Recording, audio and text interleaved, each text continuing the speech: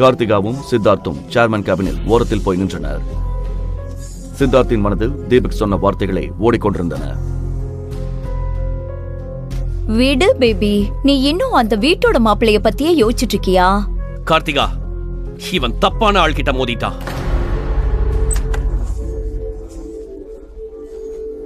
Please come sir. Thank you so much Aadhavan. ஒரு விஷயம் சொல்லுங்க, உங்களுக்கு இந்த கேசவன் அப்புறம் அவர் பையன் சித்தார்த் இவங்கள தெரியுமா? ஆமா சார், தெரியும். கேசவன் சார் நம்ம கம்பெனி கூட ரொம்ப வருஷமா பிசினஸ் பண்றாரு. சரி, இன்னிலிருந்து கேசவன் கம்பெனி கூட எஸ்வி குரூப்ஸ் வேலை செய்யாது. அவங்க கூட போட இருந்த எல்லா டீலையும் கேன்சல் பண்ணிடுங்க. அப்புறம் மற்றவங்களை மதிக்க தெரியாதவங்க கூட நாம வேலை செய்ய மாட்டோம்னு அவங்களுக்கு தகவல் சொல்லிடுங்க. ஏன்னா பிசினஸ் அவங்க தகுதியை பார்த்து பண்றதில்ல, அவங்க குணத்தை பார்த்து பண்றது.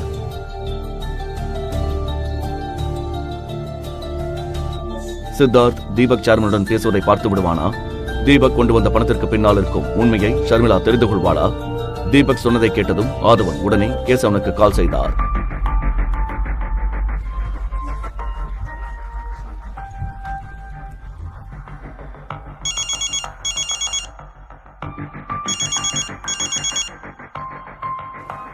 ஹலோ ஹலோ மிஸ்டர் கேசவன், நான் ஆதவன் பேசுறேன், எஸ்வி குரூப்ஸோட புது சேர்மேன்.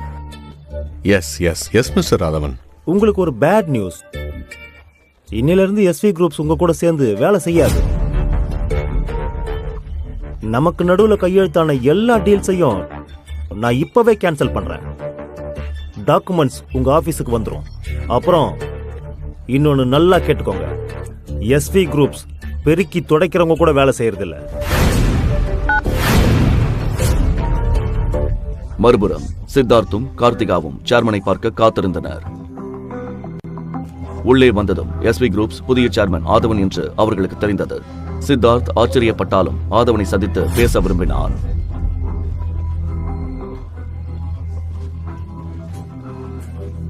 என்ன எவ்வளவு நேரம் வெயிட் பண்றது? சேர்மன் சாரை கூப்பிடுங்க. என் பேரு சித்தார்த், அவருக்கு என்ன பத்தி நல்லா தெரியும். Yes sir.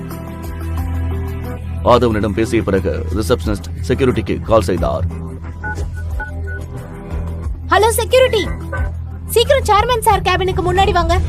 சேர்மன் என்ற வார்த்தையை கேட்டதும் செக்யூரிட்டி கார்டு துப்பாக்கியுடன் ஓடி வந்தார். சித்தார்த்தும் கார்த்திகாவும் என்ன நடக்கிறது என்று புரிந்து கொள்வதற்குள் துப்பாக்கி ஏந்திய காவலர் அவர்கள் முன் நின்றார். ஹலோ, உங்களுக்கு என்ன பைத்தியமா? ஏன் இப்படி பண்றீங்க?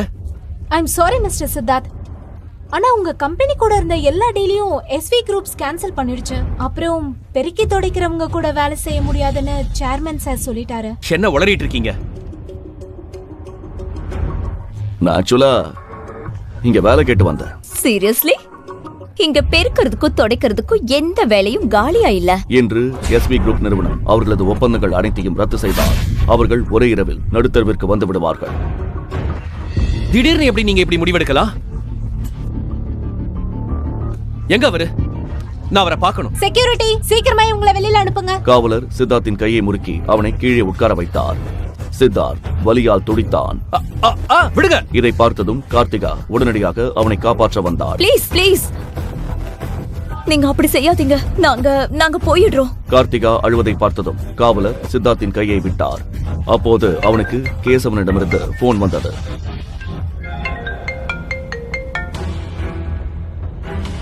சித்தார்த், உனக்கு என்ன பைத்தியமா பிடிச்சிருக்க? நீங்க எங்க எஸ்வி குரூப்ல போய் என்ன ரகலை பண்ண? அவங்க நம்ம டீல் எல்லாத்தையும் கேன்சல் பண்ணிட்டாங்க. நீ எங்க கல்யாண பத்திரிகைக்கு போனியா இல்ல எனக்கு அங்க சங்கூத போனியா? அப்பா, நான் ஒண்ணுமே பண்ணலப்பா. நான் சும்மா கார்த்திகா கூட கார்டு கொடுக்க தான் வந்தேன். நாங்க சேர்மனை கூட பார்க்கல. But shut up. உன் முட்டாள்தனத்தால நான் எவ்வளவு பெரிய விலை கொடுக்க வேண்டியிருக்கு தெரியுமா? நாம நடுத்தருவுக்கு வர போறோம். இப்பவே அங்கிருந்து கிளம்பி இங்க வா.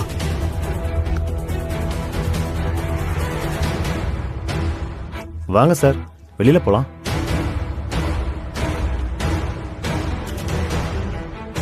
காரில் அமர்ந்ததும் சித்தார்த்தின் கவனம் தீபக்குடன் நடந்த வாக்குவாதத்தின் பக்கம் திரும்பியது.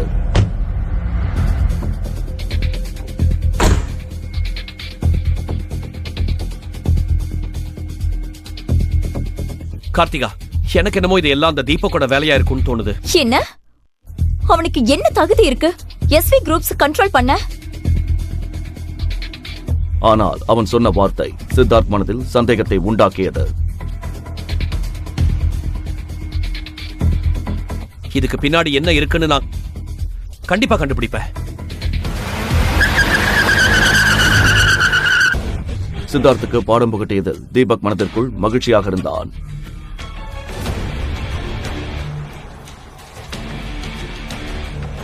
அடுத்த கணமே எல்லா டாக்குமெண்டிலும் கையெழுத்திட்டு விட்டு வீட்டுக்கு கிளம்பினான்.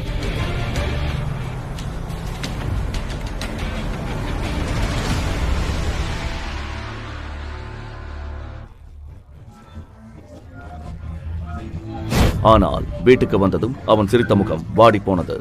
ஆல் சோஃபாவில் ஷர்மிளாவின் பாட்டி காயத்ரி தேவி அமர்ந்திருந்தார். அவர் முகத்தில் இருந்த கடுமையை பார்த்தாலே கணேஷின் இந்த சிறிய வீட்டில் இருப்பது அவருக்கு பிடிக்கவில்லை என்பது தெளிவாக தெரிந்தது. கணேஷை மாளிகையை விட்டு பிரிந்த பிறகு காயத்ரி தேவி கணேஷின் வீட்டுக்கு வந்ததே இல்லை. இன்று திடீரென அவரை பார்த்ததும் தீபக்கின் மனதில் பல கேள்விகள் எழுந்தன. அவன் காயத்ரி தேவியின் காலில் விழுந்து ஆசீர்வாதம் வாங்க போனான்.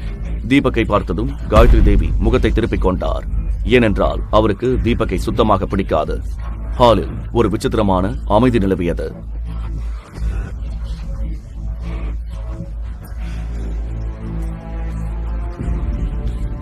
அத்தை, டீ சாப்பிடுங்க. காயத்ரி தேவி அந்த கப்பை தொடாமலேயே முகர்ந்து பார்த்தார். இவ்ளோ தண்ணியா இருக்கு டீ? பால் ஆட முழுசையும் நீயே முழுங்கிடுவ போல. அதான் டீ தண்ணியாவும் நீ குண்டாவும் ஆயிட்டு இருக்க.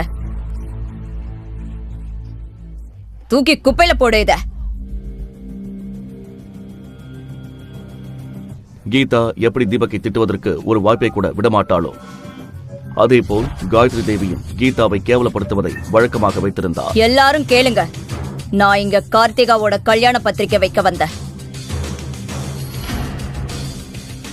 ஆக்சுவலா நீங்க இந்த கல்யாணத்துக்கு வரணும்னு எனக்கு ஆசையே இல்ல. ஆனா பார்ட்டிக்கு வர மத்தவங்க தேவையில்லாத பிரச்சனைய உண்டு பண்ணிட கூடாதுன்னு தான் கூப்பிடுறேன். ஏன்னா நீங்க தான் நம்ம குடும்பமானத்தை சமூகத்துல ரொம்ப நல்லா வாங்கி வச்சிருக்கீங்களே. இதை சொல்லும் போது காயத்ரி தேவி கோபத்துடன் ஷர்மிளா மற்றும் தீபக்கை பார்த்தார். அவர் கண்களில் நெருப்பு தெரிந்தது. அதனால கல்யாணத்துக்கு வாங்க, ஆனா வெறும் கையோட வராதீங்க. நல்ல காஸ்ட்லியான கிஃப்டா எடுத்துட்டு வாங்க. கணேஷோட தம்பி சுந்தர் கார்த்திகாவுக்கு 35 லட்சம் ரூபாய் கார் பரிசா தர்றான்.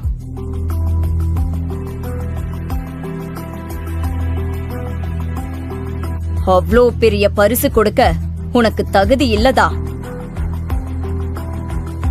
ஆனாலும் அட்லீஸ்ட் ஒரு 5 லட்சத்துக்காவது நெக்லஸ் வாங்கிட்டு வா. இதை கேட்டதும் ஷர்மிளாவுக்கு தூக்கி வாரி போட்டது.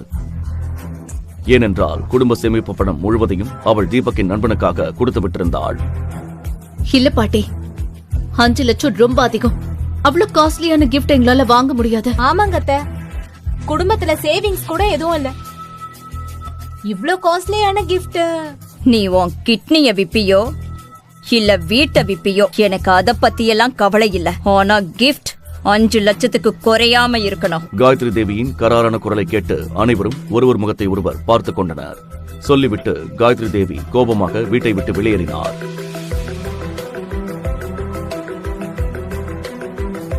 அஞ்சு லட்சத்தை என்னமோ 5 ரூபாய் மாதிரி கேக்குறாங்க. கார்த்திகா கல்யாணத்துக்கு மட்டும் இவ்ளோ ஆடம்பரமா? அப்போ ஷர்மிளா கல்யாணத்துக்கு மட்டும் இவங்களுக்கு என்ன வந்துச்சு? ஷர்மி, நான் ஷர்மிளா கல்யாணத்துல வந்த மொய் கவர் எல்லாத்தையும் பிரிச்சு பார்த்தேன். எவனும் 500 ரூபாய்க்கு மேல வைக்கல. ஓசில வந்து தின்னுட்டு போயிட்டானுங்க. ஆனா கார்த்திகா கல்யாணத்துக்கு 5 லட்சத்துல கிஃப்டா? 30 லட்சத்துல காரா? கடவுளே, என்ன கொடுமை இது. ஆனா கீதா அம்மா சொல்லிட்டாங்க, நாம கொடுத்துதானே ஆகணும். என்ன கொடுக்கணும்? உங்களுக்கு மூளை இருக்கா இல்ல கழட்டி வச்சுட்டு வந்துட்டீங்களா? உங்களுக்கு ஞாபகப்படுத்துறதுக்காக சொல்றேன். நம்ம தலை மேல ஏற்கனவே 27 லட்சம் கடன் இருக்கு. எங்க இருந்து வாங்குறது இவ்ளோ காஸ்ட்லி கிஃப்ட்? அம்மா எவ்வளவு கோவமா போனாங்கன்னு பார்த்தல்ல. நாம ஒரு வேலை பண்ணலாம். நம்ம வீட்டை அடமானம் வச்சிடலாம். அதுல நெக்லஸும் வாங்கிக்கலாம். மீதி பணத்தை தீபக் ஃப்ரெண்டுக்கும் கொடுத்துடலாம். டாட், என்ன பேசுறீங்க நீங்க? கார்த்திகா கல்யாணத்துக்கு gift வாங்க வீட்டு அடமான வைக்கிறதா? பாட்டியோட அந்த போலி கௌரவத்துக்காகவா? அப்புறம் நாம எங்க இருப்போம்? நடு தெருவுலையா?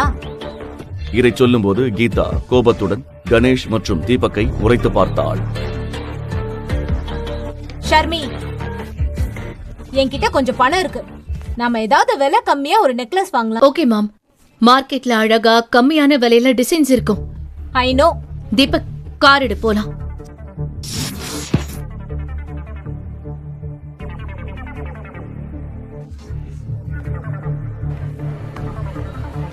சிறிது நேரத்தில் அனைவரும் டி நகர் மார்க்கெட்டுக்கு சென்றனர். அங்கே ஒரு பெரிய நகை கடைக்கு வெளியே தீபக் காரை நிறுத்தினான்.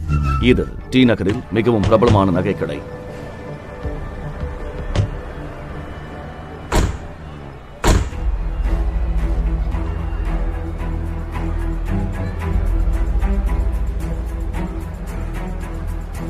ஷர்மிளாவுக்கு தனது பட்ஜெட் நினைவுக்கு வந்தது. அது ஒன்றுமே இல்லை என்று சொல்லலாம். சிறிது யோசனைக்கு பிறகு அனைவரும் கடைக்குள் சென்றனர்.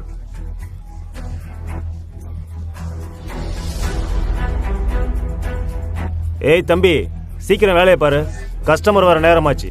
கடைக்குள் நுழைந்ததும் ஒரு குண்டு மனிதர் அவர்களை பார்த்து சிரித்தார். வாங்க வாங்க, வணக்கம். சொல்லுங்க, என்ன காட்டட்டும்? நெக்லஸ் அப்புறம் கொஞ்சம் கம்மல் பார்க்கணும். இதோ இத பாருங்க, நல்ல டிசைன்.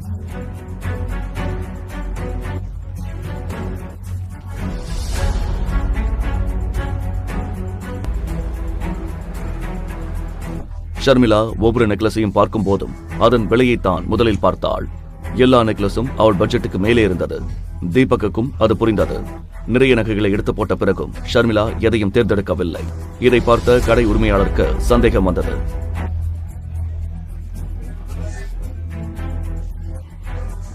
தீபக்கும் ஷர்மிளாவும் சைகையில் பேசிக் கொள்வதை பார்த்ததும் இவர்கள் ஏமாற்று பேர் வழிகளோ என்று நினைத்தார். அடுத்த நொடியே அவர் வெளியே நின்றிருந்த செக்யூரிட்டிக்கு சைகை காட்டினார்.